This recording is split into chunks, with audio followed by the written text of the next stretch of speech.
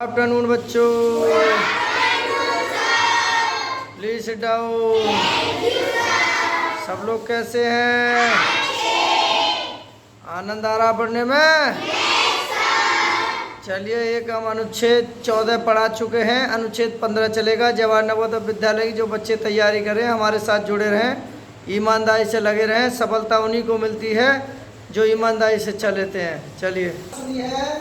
जीवन उसी का मस्त है जो स्वयं के कार्य में व्यस्त है। परेशान वही है जो दूसरों की खुशियों से त्रस्त है। मस्त रहो, व्यस्त रहो, हष्ट रहो और बिजी रहो। हस्त, मस्त और व्यस्त। अपने टारगेट में, अपने लक्ष्य में भी ध्यान रखते हुए लक्ष्य को अपने कार्य में बिजी रहो। चलिए, हम अपने कार्य पर चलते हैं। हम अनुच्छेद पढ़ा रहे हैं, 14 पढ़ा चुके हैं, पहले लिस्ट में जाकर देख लेना। अब अनुच्छेद 15 है। देखिए, अनुच्छेद है, एक गांव में अनबू चौधरी और जुम्मन शेख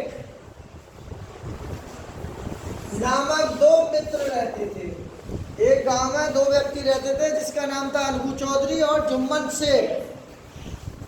दोनों की मित्रता गाढ़ी थी, यानी बहुत गहरी दोस्ती थी।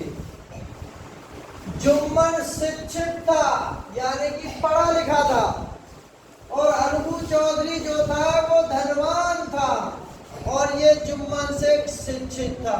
देखिए, बहुत कहानी बढ़िया है। जुम्मन शिक्षित था और अनबू चौधरी धनवान। बूढ़ी मौसी, कौन सी मौसी? बूढ़ी मौसी। और वो भी कैसी थी? विधवा। कैसी थी? विधवा। जिसका पति खत्म हो जाए वो विधवा होता है। और वह निसंतान, उस पर कोई भी संतान नहीं थी, पर थी मिल्कियत, यानी मिल्कियत वाली, यानी कि जमीन जायदाद वाली थी। मिल्कियत का मतलब है जमीन जायदाद वाली थी। संतान थी नहीं, लेकिन जमीन और जायदाद उसके पास प्रॉपर्टी काफी थी। उसने चारों ओर आंख उठाकर देखा, जुम्मन के सिवा कहीं उसका कोई अपना नजर नहीं आया। उसने चारों ओर देखा, जुम्मन के सिवा कोई और नजर अपना नहीं आया। मौसी ने जुम्मन के नाम अपनी मिल्कियत रजिस्ट्री कर दी। अपनी जो संपत्ति थी, जमीन जायदाद, जो प्रॉपर्टी थी, वो जुम्मन के नाम कर दी। जुम्मन ने वादा किया था मौसी से कि वह आजीवन मौसी को खाना कपड़े देगा, यानी कि आजीवन जो मौसी थी उसको खाना देगा और कपड़े देगा। पर रजिस्ट्री होते ही तमाम काम हो गया। जुम्मन ने रंग बदला, आग दिखाने लगा। जब उसके नाम प्रॉपर्टी हो गई, जमीन जायदाद हो गई, तो वह मौसी जो पहले सर पर बैठी थी, अब वो पैरों तले कुचली जाने लगी है।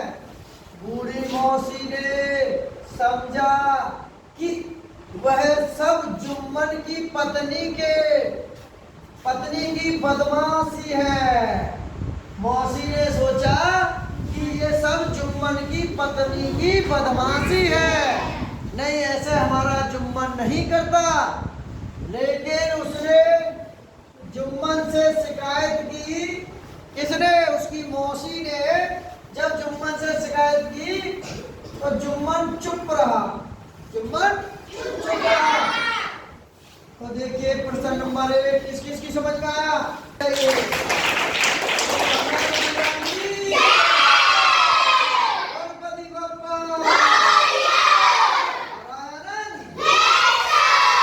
देखिए, पहला, किसकी मौसी विधवा थी?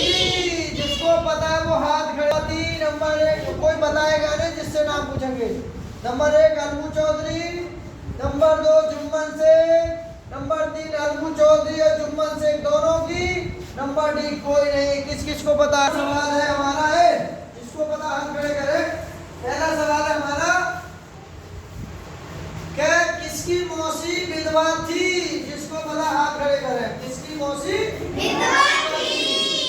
अच्छा ये बताएगा टोपा वाला। हाँ शाबाश, ताली बजाइए जोरदार। मौसी विधवा थी। क्या नाम है तेरा? राजेश खन्ना। शाबाश, इसका जवाब बिल्कुल सही है। मौसी ने अब, अरे नहीं देखिए जुम्मन से, तो इसने जो बताया है ना उत्तर, वो बिल्कुल राइट है जुम्मन से। ना तो ये है और ना ये है और ना ये है, और राइट आंसर हमारा ये है। अब दूसरे क्वेश्चन पे आते हैं। मौसी ने अपनी मिल्कियत किसके नाम रजिस्ट्री की थी? बहुत अच्छा जवाब है। उसने रजिस्ट्री किसके नाम की थी? नंबर 1 जुम्मन शेख के नाम, नंबर 2 अनबू चौधरी के नाम, नंबर 3 अपनी पुत्री के नाम। इनमें से कोई नहीं। जिसको पता हाथ खड़े कर। है कहीं?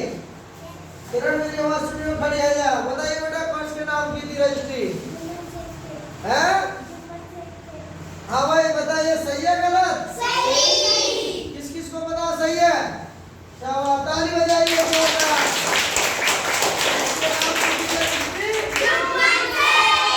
ये बड़ा पहलवान आदमी है, इसके नाम रजिस्ट्री करते ही बड़ा धोखेबाज निकला ये।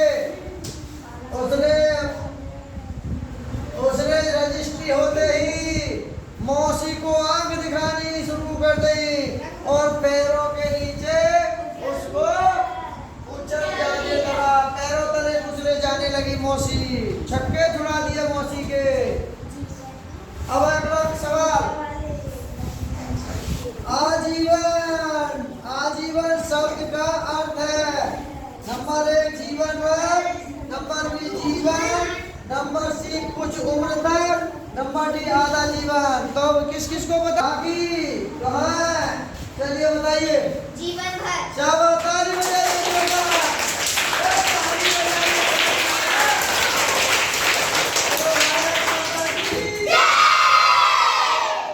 इसके राखी का बिल्कुल सवाल सही है। आनंद आ रहा है? अर्थ है राखी का बेटा जीवन भर, बिल्कुल उसका राइट है जवाब। एकदम 100 में से 100 नंबर ले लिए हैं और ऐसे ही पढ़ते रहे, सफलता जरूर मिलेगी। क्वेश्चन नंबर, जुम्मन ने मौसी से क्या वादा किया था?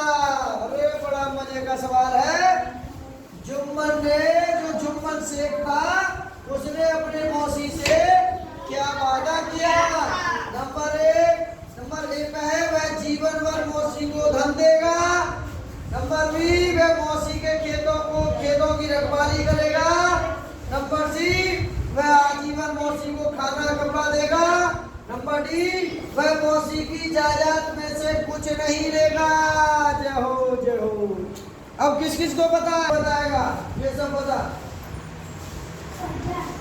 साठ लाठियां दिखता रहा देखो भाई। शाबाश, जोरदार ताली बजाइए।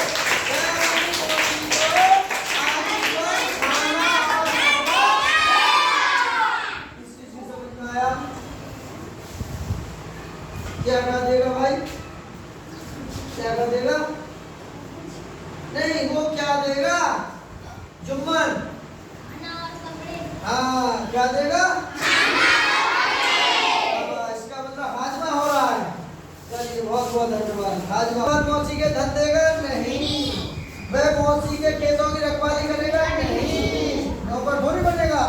वह आजीवन मौसी को खाना कपड़े, हाँ ये खाना भी देगा कपड़ा भी देगा। उसने ये वादा किया था। उसने ये क्या नहीं किया था? ये इसका सही है और ना ही हमारा ये है। वह मौसी को ज्यादा में से कुछ नहीं देगा, ये उसने धोखा किया था और उसने वादा किया था कि मैं खाना और कपड़ा दूंगा जीवन भर, लेकिन उसने ऐसा नहीं किया। तो वादा खिलाफी लिख रहा। क्या लिख रहा? वादा खिलाफी, वादा के खिलाफ। अब शिक्षित। शिक्षित का विलोम शब्द क्या होगा? नंबर 1 अशिक्षित, नंबर बी पे अनपढ़, नंबर जब अपढ़, नंबर डी पे अशिक्षा। किस किस को पता है? शाबाश, जोर से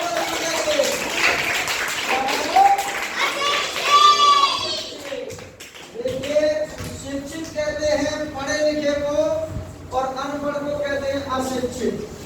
ठीक है, शिक्षित का विलोम क्या है? अशिक्षित। तो देखिए कुणाल का बिल्कुल जवाब सही है। तो पहला इसका राइट आंसर है ए। ना अनपढ़ है, ना अपढ़ है, ना अशिक्षित है। तो राइट आंसर हमारा ए है। किस किस की शाबाश, एक बार ताली बजा दो।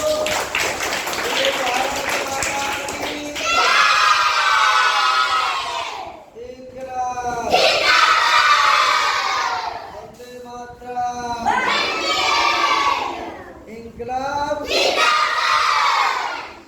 गणपति बप्पा। अच्छा ईमानदारी से बताओ, तुम्हें समझ में आ रहा है? हाजमा हो रहा है? नमक लगा के? नमक नहीं लगाया तो पचेगा नहीं। नमक खाओगे तो खाना भी गल जाता है, इसीलिए अब देखिए प्रयास है, आप लोगों का फायदा है। हम उन गरीब बच्चों को, नन्हे मुन्नों को ज्ञान की ज्योति, ज्ञान की क्रांति जगा रहे हैं जवाहर नवोदय विद्यालय में। तो कम से कम इतना तो लाइक सब्सक्राइब चैनल को कर रहे हैं, इतना तो बनता ही है भाई फर्ज। ठीक है, अच्छी वीडियो लगे तो लाइक करें, शेयर करें अपने दोस्तों को और हमारे चैनल को सब्सक्राइब करें। Okay bye.